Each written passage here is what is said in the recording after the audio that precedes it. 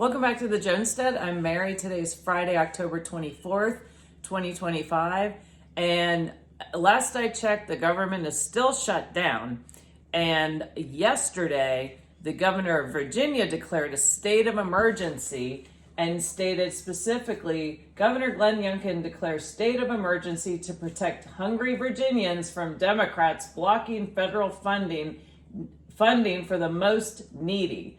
So, as you all know, there is the Schumer shutdown going on, and the Schumer is not willing to give an inch until they get more subsidies for the Affordable Care Act, which I could do a whole video on that. The Affordable Care Act has destroyed the health insurance industry in our country and just made everything worse and made everything less affordable. So of course, whatever they call it, it's the opposite. So the Affordable Care Act is anything but affordable. It should be called the Unaffordable Care Act, but I digress.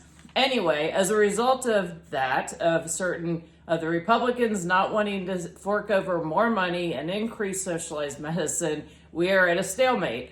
And as a result, the government is shut down. And if it continues to be shut down, November 1st, SNAP benefits will not go out. So as a result, in Virginia, which is the state that I live in, our governor has declared a state of emergency. And he said specifically, declared state of emergency due to the shutdown causing SNAP benefits to run out starting November 1st, 2025. The state of emergency allows the governor to expend emergency funds under some sufficient authority to protect the health, welfare, and safety of Virginians. And some sufficient authority, what that is it refers to the power of a state or local government to expend funds from the state treasury, not constitutionally restricted to meet specific mandates. So my understanding is this money that the governor will be allocating will be coming out of the emergency fund. And so I'm not sure how much money Virginia has in the emergency fund, and I think I'm not 100% if there still is even the COVID money or if that's all been allocated, and whether or not this would fall under that category. Probably not, but who knows. Anyway, so we have Virginia. Virginia will be taking care of our SNAP, those that receive SNAP benefits. And I wanted to look up a little bit more information about the numbers and everything. And in Virginia, we have 850,000 people that receive SNAP benefits. And that equates to about $117 million monthly. The population of Virginia is approximately 8.9 million. And so we have about 10% of Virginians receive SNAP benefits. And then in the U.S. as a whole, the SNAP benefits average, it's about 42 million people nationwide, and that equates to about 12.3 of the U.S. population. And in Mexico, I found this, I thought this was really interesting. This is on a Visual Capitalist, and it's a visual of Americans on welfare. And specifically, it talks about in New Mexico, 20% of the households are on food support. And then the lowest states were Wyoming and Utah are the lowest, where they have 6% of the households. And so if you look, I'll put the link to this also in the comments on this video. And something else that I found out that I thought was interesting is the food assistance is higher in the rural areas, where you have 12.5% of families are dependent on food assistance, government food assistance, compared to 10.2% in urban areas. And they cite the following factors for this, geographical isolation, lack of transportation, and economic troubles. And I also attribute it to, that's what they say. I also attribute it to shutting down of coal production, manufacturing regulations, pulling manufacturing out of these towns. We've all seen these towns we've driven through where industry is taken out, it's gone overseas, or it's been shut down by the EPA, and it absolutely devastates these small towns in America. And that's something we really need to start bringing back these jobs and bringing manufacturing back and bringing back opportunities in these rural areas. So I think what this shutdown is really shining a light on the state of the welfare programs in the United States, how extensive they are.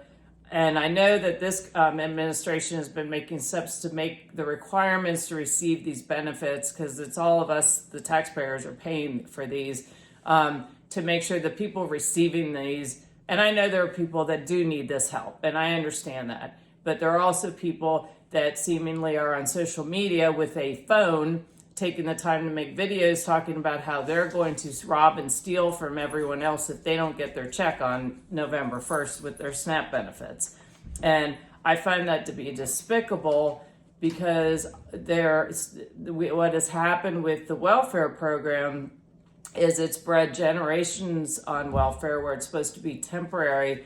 Then we also have this percentage of the population that feels entitled, and COVID sure didn't help, because they had everybody sitting home waiting for their check to show up.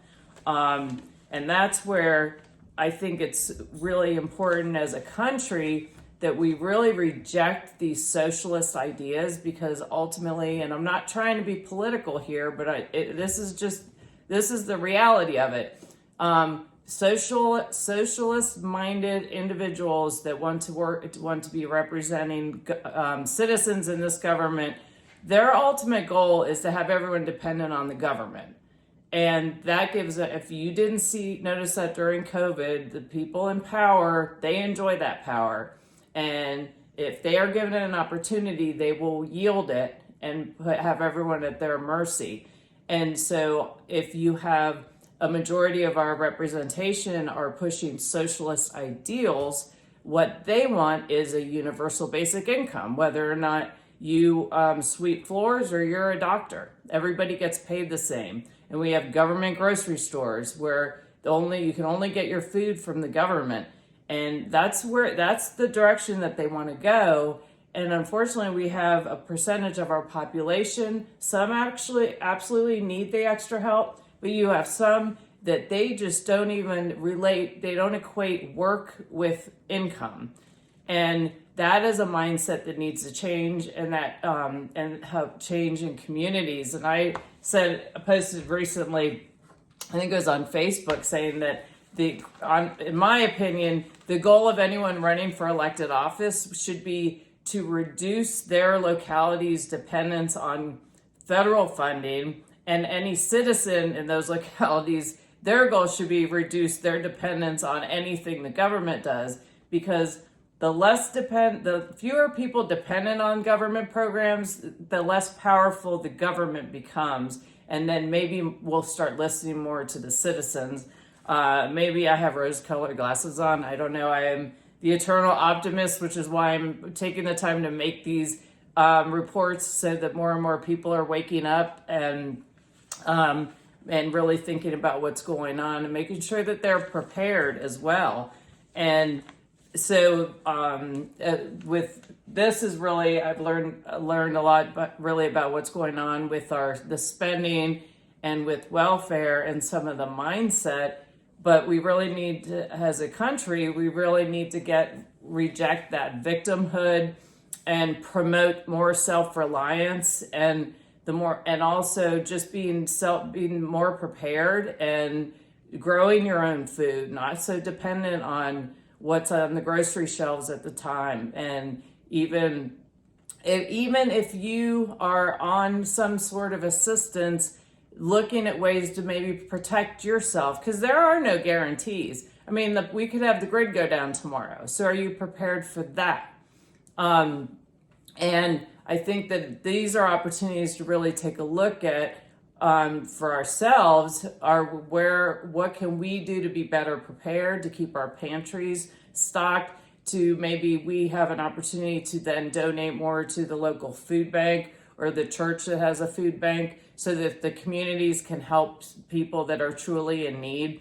But overall, I appreciate what our governor is doing. I find what's going on in Washington, D.C. to be irresponsible and despicable.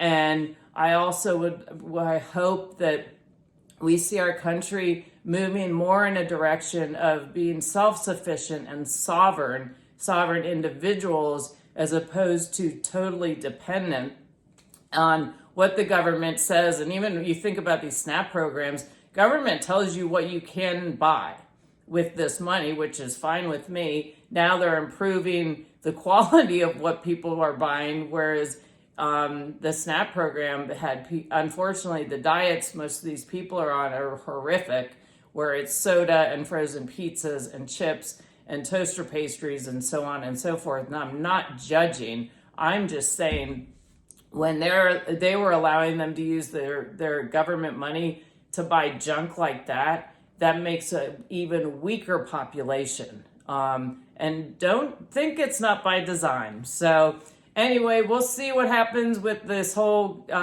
showdown at the federal level. And I hope that I hope they come to some resolution.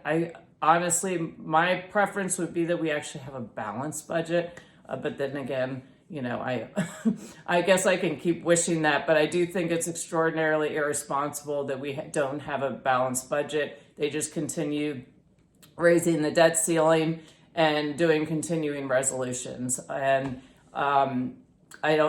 that's not serving the country, and that's not giving us a sense of stability. So anyway, I hope you found this helpful, and I look forward to talking to you all again soon. Have a great day.